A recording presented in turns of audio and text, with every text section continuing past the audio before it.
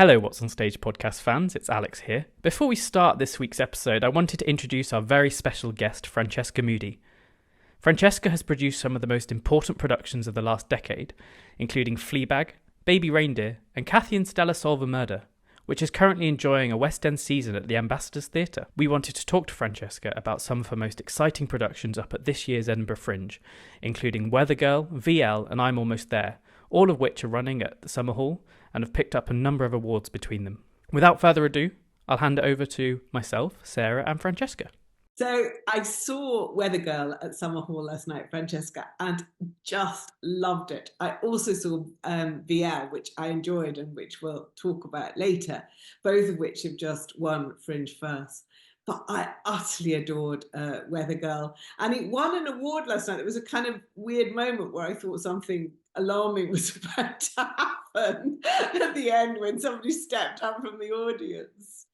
Unfortunately I wasn't there last night, but it was it was this thing called the Lustrum Award, which was an award for excellence that Summer Hall give out, and so I don't quite know what the criteria is, but it's definitely welcome. Any award is welcome when it comes to the Fringe. So yeah, we're very pleased to have been given that. It felt so deserved because I did think watching it that, you know, like you, I've been coming to Edinburgh a long time, and when he gave the award, he said it was for things that you'll always remember, and I know that I will always remember that because I wasn't quite expecting what I got, because it's this extraordinary sort of Brian Watkins written sort of tragicomedy, isn't it? I mean, it is funny, but it gets darker and darker. Brilliantly performed by Julia McDermott, but completely original. And I wondered when you saw it, it has been the sort of hit of this Fringe, I think. When you first saw it, what attracted you to it? What did you see and why did you want to produce it? Well, the script was originally brought to me by the director, Tyne Raffaelli, who's a very old friend of mine and directed the very first play that I produced in Edinburgh in 2011, giving away my age slightly. And she said to me, I want you to meet this writer, Brian. I want to introduce you to his work. He's writing this play. It's about a weather girl who has a kind of breakdown because of climate change. And that sort of piqued my interest because ever since I saw the Netflix film Don't Look Up, I've been musing on wanting to find, you know, my version, the theatrical version of that. The theatrical version of something that like talks about something like climate change, which can feel quite intellectual and dry and hasn't really been represented theatrically in an exciting way for me yet. So that sort of piqued my interest because of that. And I met with Brian and I really liked him. We really, really got on considering we were just doing a Zoom because he's based in New York. And I know Tyne really, really well, and sort of it was a sort of multiple appeal of working with Tyne and working on a play that was exploring those themes. And they've done a huge amount of work on the piece because it's certainly, and you know, Brian would definitely not mind me saying this, like it was not perfect the first time I read it, but the beginning was so it was so compelling actually, and the character was so interesting, and so much of that is still in the play that I really wanted to kind of follow the journey of it and see where we could get to. And also I loved the idea of this group of kind of very sort of I guess in their own ways quite prolific kind of creative. So Tyne is a very well-known, well-respected director working in New York, working, you know, directing places like Playwrights Horizons and the Lincoln Center. And Brian is, you know, a very much celebrated kind of screenwriter with his own kind of television series on Amazon. And so I kind of also love the idea of this group of very prolific creatives coming back together to do something that felt authentically them, to take back some autonomy over the work that they were making, because that to me is what the Fringe is about as well.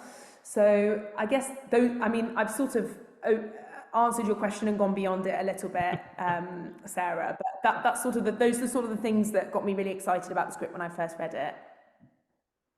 One of the things that struck me watching, well, actually, before I went into the show, and I wrote this in my review, that there was a guy coming along the queue as we were waiting to go in saying, "Can I buy your ticket off you? Can I buy your ticket off you?" And you did that excellent piece in the New York Times today where you mentioned the fact that there have been people trying to sneak into the show that you're having to chuck out.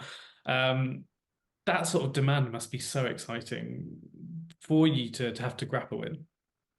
Yeah, it is. And I think, Edinburgh is one of those places where you can create a real sense of fever around a show. And obviously one of the ways you do that is by selling your show out, and the way you kind of sell your show out, aside from the obvious, which is make the work really good, have a great publicist, have great marketing, is to put it into a much smaller space, into an intimate space. So, Weather Girl, for example, is in an 100-seat theatre. It's not a lot of seats to sell. So, once you start selling your show out, you can create that kind of sense of excitement around a piece that can really help drive the sort of public energy for it. And I guess that's what sometimes as I often say, like, that's what producing at the Fringe is. It's like creating the right conditions to make your show feel like a hit, alongside obviously developing the work and making it feel really, really good. So it's really, it's a fantastic problem to have. And I'd say that, now me and my team meet every morning for sort of half an hour, and 25% of that meeting is us just going through ticket requests, which is, it's great, it's nice, and it's nice to see all those people come out of the woodwork and all the different people that want to come and engage with the work, from theatre, from film and TV as well. Yeah. Would you still regard things as a success if you didn't sell out? I mean, actually, you're so successful coming to Edinburgh that you do tend to generate shows that create a buzz. I mean, I think for me, Weather Girl, since Fleabag and Baby Reindeer, Weather Girl seems to be the one that's kind of got that accelerating talk about it, because it just hits a moment. I mean, as you rightly say, there have been so many bad plays about climate change. To suddenly encounter one that really somehow is a play and it's about climate change is amazing. But if you don't have that buzz, do you still regard it as a success for you? What are you looking for always from Edinburgh? Definitely. I mean, I think success can take many forms at the Fringe. You're absolutely right. Selling a show out is the most obvious way to do that. And certainly for us, that feels like something we should be aiming for whenever we bring our work to the festival. But I also think it's a festival's a free marketplace. It's also an opportunity to explore what a show is and how it lands and what works and what doesn't work. So it's as much an exercise in that for shows, I think, as it is sell my show out, make sure there's buzz around it. It's about connection and about opening up the opportunity to sort of spread your wings across the kind of web of connectivity that the festival gives you. And so I think success means lots of different things at the festival. And even for us, I think if a show hadn't sold out, I think success for us at the Fringe would be about us having a strategy and kind of been as laser focused as we can about that, and regardless of whether we sold every ticket or not, making sure that we were trying to achieve that. And often we bring shows to the festival not just to sell, not just to sell them out, but often to sort of give them an opportunity to work out what they are, as I said. And I think actually Kathy and Stella, which we did last year, and the year prior as well, those two kind of versions of the show, they were as much about us exploring what didn't work and what did work and what worked in the scaling up of the show and the story, as much as it was about thinking about that kind of future life potential for it in the West End. It's funny with Kathy and Stella because Sarah and I kind of came at it at the start of its journey, because Sarah saw it at Roundabout and I saw it in the West End. So we've topped and tailed in terms of its current trajectory.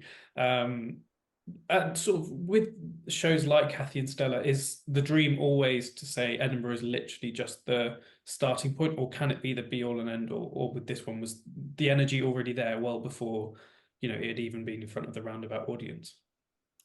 I think it could be the be all and end all. I mean, I will say with Kathy, what I have often said about Kathy and Stella was, when we made it in 2022, we didn't know what was the next step for it. We wanted to.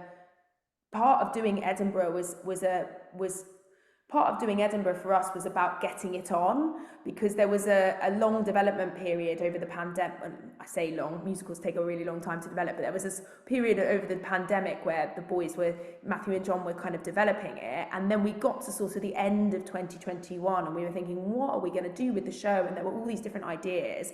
And in the end, Edinburgh was that commitment to just forcing it into existence and getting it out without, quite the knowledge of exactly where it would go next, whether we would do whether we would just return it to Edinburgh every year and make it bigger, a bit like John's done with his production of Maggie Thatcher, Queen of Soho, or whether we were going to do it as a kind of out of town tryout, or whether we were going to just like try and go straight for the West End. So yeah, I think Edinburgh can be the be all and end all sometimes as well. And it's a well-trodden path for shows to keep returning to the festival and for that to be their kind of commercial model as well. I guess the thing that I would say is, for us, ultimately, we're not a arts-funded organisation. We don't have the cushion of public fund subsidy. So the work has to get commercial at some point, whatever commerciality means. Doesn't necessarily mean going to the West End, but so we have to have something like that in the back of our heads when we're thinking about presenting the work here, because it's definitely an investment, because it's absolutely a loss leader here. It's very hard to make money in the first iteration of something, definitely. It's quite striking this year at the Fringe just how many of these producers who are quite big in their own spaces are coming up to try out work. You've got like the ATGs and the Alchemations. Do you feel as though they're all they've seen your successes and think, we need a bit of what Francesca Moody's been doing for a long time? No, I mean, I think it's sort of irrelevant of me, but I think it's partly to do with I think it's partly to do with this like new evolving model for how people consider they develop work, and actually the idea that instead of just workshopping it, you actually put it in front of an audience instead. And so I think there's just been that kind of like shift in mentality of how we make work, and that's why a bunch more producers are here. I think, yes, there, of course, like me, Six is another, the play that goes wrong, like all of those things starting here, that, it's created a bit of and I think, prior to Fleabag, probably there was less of the theatre stuff that was, or even, let's say, Play That Goes Wrong came before Fleabag. So like prior to Play That Goes Wrong, maybe there was less in terms of theatre that was coming out of the Fringe into a more commercial market, and it was much more about the comedians. So I think that's just been that natural shift. Anyway, but I mean, I'm a great believer in positivity about the Fringe, but I also just think it's a sign of the times in terms of where we're at, in a very well reported, well discussed issue around accommodation here in Edinburgh, just the like hyper commerciality of the Fringe. Sort of that stuff means that shows are also, there's more commercial producers now, because it's harder for artists to bring their work here or make work here without the backing of or the foundational support of cash as well. So I think there's that as well. If we go back to the beginning, what made you want to be a producer in the first place? What's the moment when you think, this is what I want to do, rather than being an actor or a director? Well, I wanted to be an actor for a really long time, like all the way through my teens. And I did my undergraduate in drama and then my drama degree. But I'd been to the Edinburgh Festival when I was 17. And I worked for a production company there. So I sort of fell in love with the festival from quite a young age. I was quite lucky to go on my own as well. I sort of went on my own without my parents, without my friends, and I worked for this company. it's a very eye-opening experience for me. So so I think the Edinburgh is sort of like intrinsically like linked to my desire to become a producer, because it's what taught me theatre could be different and that we can make work in different ways. But the actual moment was after I had accidentally ended up producing or helping friends produce, a few friends produce a few things whilst I was still trying to be an actor, and that had sort of culminated over 1 year post drama school of me taking a show to the Edinburgh Fringe with some support from a sort of older friend who was looking to get into producing. And post that, I remember my agent called me up and said, you got to renew your spotlight. And I just thought, I don't want to spend my money on this. Like, I love being at the center of things. Like, there's something about producing that is, I love the Fringe, obviously, and I wanted to just keep going back there because, as you will both know from, coming to the festival many times, there's something kind of intoxicating about the festival atmosphere that just makes you want to come back. So it's that coupled with, I remember that feeling of actually feeling like I had some autonomy and importance, and that I could actually affect things, which I hadn't necessarily had that feeling when I was when I was an actor. And I'd always been kind of a maker and a doer anyway. So I think I'm deeply passionate about the theatre from a very young age, and even to the point where when I was at drama school and things like that, just like the idea of like film and television really wasn't very interesting to me. So yes, hope that answers your question, Sarah. The first thing at Edinburgh that really knocked your socks off, that you really thought, yes? Someone else asked me this the other day, and I think the play that sticks in my mind is a piece called Angry Young Man, which was a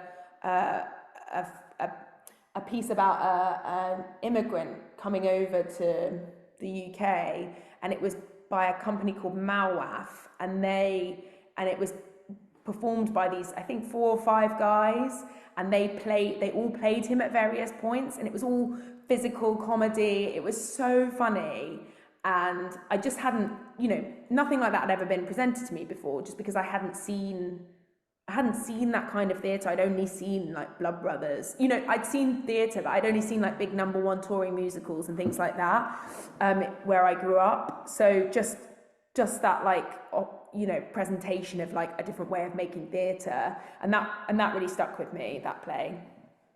Yeah, interesting. It's interesting. Like you were saying about the intoxicating nature, I think as critics and as theatre enthusiasts, we sometimes there becomes a bit of a repetitive cycle, like a Groundhog Day of going to big West End openings and sort of reviewing your shows and filing by midnight. But actually in Edinburgh, that really is where you kind of get that serotonin-esque sort of shot of sheer creative joy, which doesn't come the rest of the year, and that then sort of propels you through for the next 11 months until the chaos starts again. Is that why you sort of keep coming back? Because I think there could have been a world where you just say, okay, I've done my Edinburgh time, I could just start working exclusively in London or regional venues. Yeah, I mean, I think I think the thing that I've tried to stay true to in all of my work is like we're writer-led, we're story-led, and I think we're all about finding the right home for the story. And so sometimes that means a tiny little theatre at Summerhall, and sometimes that means a West End theatre. So that's why we keep coming back here, because here feels like a good place to experiment and play and present lesser known writers, or like stories that are a little bit like left field, less conventional, genre defying, all of those things. So so it's really about that for me. It's about what's the right home for the story. How do we create the right conditions as a producer for that piece of musical theatre to flourish and find its way to commerciality? So for that reason, I think we'll always return. And also, you know, I'm just addicted to the Fringe. Like, you can't give it up. It's a toxic relationship in many ways. And as my team will attest, this year I've been trying really, really hard to create a bit of balance and distance in my life from the Fringe, because I tend to come up for the whole month. And so I've been back and forth a little bit more. And as you know, Alex, I was away on amazingly, I went away for like 4 days to France in the middle of the Fringe. But after the first week of being at the festival, I left the festival at the end, at the sort of beginning of the first full week. And then sort of had a mild panic and came back up after 6 hours because I couldn't bear the idea of not being in Edinburgh, and ended up staying for the weekend and had a great time. But so yeah, I think it's you know, it's definitely for the work, but also, you know, not to be too facetious about it, but it's also for me as well. It's what I need, you know. It's sort of, you know, like you said, as critics, you know, you go through that kind of cycle of going to all those like big openings, and then you come to the Fringe and you just presented with the most interesting, exciting, scrappy, original work. And that's very nourishing and creatively nourishing, and certainly nourishes me for the rest of the year, and helps me think about the kind of work that I want to make as well at FMP. Can I ask you specifically about Fleabag? Because when you talk about, I know you must get bored of talking about Fleabag, but when you talk about genre defying, it seems to me that Fleabag is utterly fascinating because it creates a genre. I think that kind of the confessional woman, and the idea of to me it always felt like right from the start kind of a woman whose life is both in crisis, but also she is desperately sort of seeking autonomy, seeking agency. And when you think how far back it was, that it seems to me the conversation over the next sort of 10 years has been defined by Fleabag. I mean, that's obviously is a kind of a woman theatre goer, but I'm always staggered by how little you had to go on, because you had half a page of script, didn't you, when you first said? So what made you think at that point somebody's going to want to watch this? What guides your instinct on that? I think honestly, I think like lots of the work that I produce, like it is basically gut instinct. I also think that, you know, short piece of writing at the time, Phoebe and Vicky and I were making another show together, and we'd found that amazing sense of alchemy that you sometimes get when you make theatre with people, that you just want to sort of wrap yourself around and sit within for as long as possible. And so the sort of opportunity to continue to make work with them was as much as compelling as the piece itself. But I think I think it's theatre that I want to watch, basically, is ultimately what it is. So when I read it and I thought, I want to know what happens. Like, I want to know, this is funny. Like, I'm finding this funny for half a page, so I know other people are going to find it funny, and I want to see that on stage. I think I sort of feel like you have to produce the work you want to see in the theatre, as much as you can, if you're in the business of doing what I'm doing, or what FMP is doing, which is kind of developing new stories, interesting stories from original places. You know, it's not always necessarily the path. It's not necessarily the most commercial path, but it's the path that I think, you know, obviously it served us really well. So it was that, I think. And also, you know, like, I think I've said this before in other interviews, like, Fleabag felt like a bit of a war cry for us, in terms of like just wanting to say something, we not quite know how to say it. And I guess it's a really good example of, and I don't know if I knew that when I read that first bit, but obviously as the development went on, it sort of became clearer to all of us what it was. But I think it's sort of the best version of a Fringe show, because it's a show by artists, made unencumbered by lots of other people telling them what to do, just trying to make something for themselves. and to say something and not really knowing how to say it, and that being okay, because that scrappy energy to it is helpful, I think. So I think that's the thing. I mean, to answer your original question, I mean, I think it just made me laugh, to be honest, and I wanted to carry on working with Phoebe and Vicky because it was just the most dreamy, lovely experience. So yeah, follow your fun. That's what I always say. You say today, there's an interview today with you, and you say that they found you crying in a cupboard at one point. Why were you crying, and how often do you cry in cupboard? Oh, I mean, that's gone down in history as a very funny, famous story between all of us, about the time that I went into. They were really struggling to work out what the play was because Phoebe hadn't really written it prior to rehearsal starting, and then I went in like, third of the way through rehearsals or 2/3 of the way through rehearsals and sort of said, don't worry, it's going to be brilliant, you know what it is, blah, blah, blah. And then Phoebe sort of discovered me like 10 minutes later, like hyperventilating in a cupboard. Look, I think, of course you cry because it's emotional and you care about it, and it's hard, and producing is hard, it's really hard. And it's like long hours, late nights, like waking up in the middle of the night, wondering where you're going to get the money from. It's especially when you get to Edinburgh, it's like, it's so delivery heavy, that problems just materialize before your eyes, like left, right and center. And you just have to, so it's all of that stuff really. But nothing, I think, it's crying is good for you.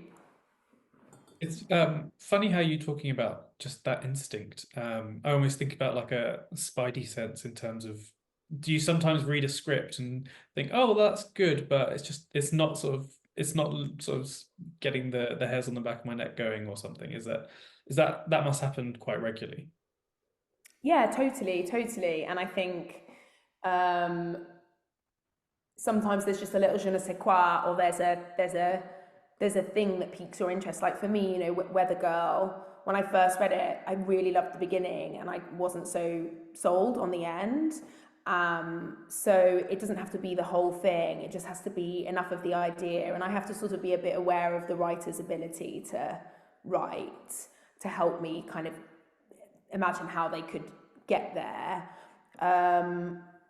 But yeah, I also, I think like the FMP team is a bit bigger now, and there are other people working at FMP who read scripts as well, and that's helpful because I think you're not like a island when you make work, and your taste is different to other people's taste. So, for example, Christabel, who's our development producer, like we have similar tastes, but then we have different sensibilities about it. So it might be that I read something and I'm less sold on it, and she might go, no, this is absolutely the thing, and vice versa. And I think that's good because it sort of, it's definitely not just me who can pick or develop good work. It's kind of all of us really. How many scripts are you getting now? How many scripts do people send you on average in a? Well, again, somebody else has asked me this question. It's such a hard question to answer because we've stopped getting we deliberately said no to unsolicited scripts now because we got a bit overwhelming. So it's really hard. I don't know, like 10 a month maybe at the maximum. So, but also could be more, could be less. This time of year we might get a lot more. I think probably prior to us stopping the unsolicited submissions, it was quite a bit more. And I also felt quite strongly that we should read all of the scripts, or at least find a way of reading them all, whether it was me or other people in the team or readers who we were kind of working with.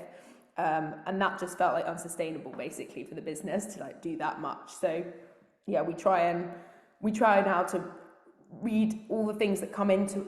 We obviously still got unsolicited scripts now because agents send us stuff and people get our emails and all of that kind of stuff. So we try to read what we get, but we sort of prioritize it based on who we know, what ideas really pique our interest, that kind of thing. And speaking of, I mean, award-winning shows, I think simultaneously now you've got Kathy and Stella as a hit musical in the West End, and also I'm Almost There as a hit musical in Edinburgh. So, you know, covering two countries at the same time with award-winning musicals. The musical form, I feel, is maybe even slightly a new one for FMP for you guys in terms of forays. How's that been compared to like a play? Because you don't have the ability to say, okay, go off and rewrite X number of scenes within a 6-month window or whatever. Yeah, you're totally right. It's a completely different kettle of fish, and it's been a real kind of wild ride, like working out how to, approaching kind of development of musicals, because as you say, you can't just be like, off you go. And there's any kind of cuts or changes you want to make, there's that waterfall effect on everything in terms of the orchestrations, the band, the choreography. So it's so much harder in many ways to make a musical. I mean, it is harder to make a musical generally, but I get, and it is it's definitely a new foray for us, although it feels less new now because obviously we've been working on Kathy and Stella for the best part of 4 or 5 years now, and I think the musical theatre was actually my entry point into theatre. Panto and, like, as I said, Blood Brothers, Fame, those kind of #1 touring musicals, they were the things that really got me excited about the theatre. So it although historically we produced plays, it sort of feels like a kind of logical step to have gone into making musicals in many ways. But yes, my headline on the development of musicals is it's damn hard. That's all I'll say. It's really hard work. But the payoff is so good when you get it right. And I'm really proud of Kathy and Stella because I think it's, and obviously, you guys have seen it, but I still deeply love that show, in its bones. I think it's the best kind of type of theatre that, it's the kind of theatre that I want to make. It's theatre that's like funny and entertaining and exciting and thrilling and transports people away from every day, but also has something to say, and has some like proper depth to it underneath it all, whether you want to engage with it or not. And so certainly for me, it feels like, in many ways, it feels like very similar to other work that I've made, like Fleabag and Wood and Baby Reindeer, even though the form is very different.